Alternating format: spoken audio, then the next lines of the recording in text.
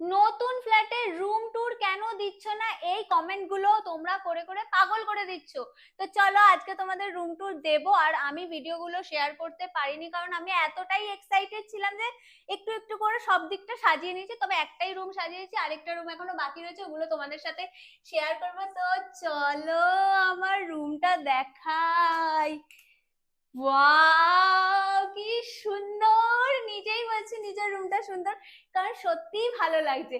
তো এই দেখো, এই পর্দাগুলো কিন্তু আমি মিশো থেকে কিনেছিলাম, এত সুন্দর। দেখো ফেসের কালারটাই পুরো চেঞ্জ হয়ে যাচ্ছে এখানে দাঁড়িয়ে যদি ভিডিও শুট করা হয়।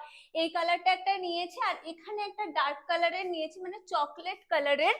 এইটাও কিন্তু ভীষণ সুন্দর, যেহেতু শুট পারপাসে আমাদের লাগে তাই একটু ডার্ক কালার পছন্দ আমার, ডার্ক কালারই নিয়েছি। আর এই দেখো এখানে কিন্তু আমার কিউটিস গুলো রয়েছে। আমি এত ভালোবাসি সফট টয়, যখন সোহাপরির জন্য কিনতে যাই তখন না আমার মনে হয় যে আমি নিজের জন্য কিনি। তো যাই হোক, এখানে রয়েছে কিছুটা, এখানে রয়েছে। তারপর দেখো এই জায়গাটা, এখানে সব ফটো ফ্রেম রেখেছে। আর এই একটা কিউট ওয়ালা মিরর আমি নিয়েছি, বড় মিরর নেওয়ার আমার অকাত নেই এখন, তাই ছোট মিরর নিয়েছি।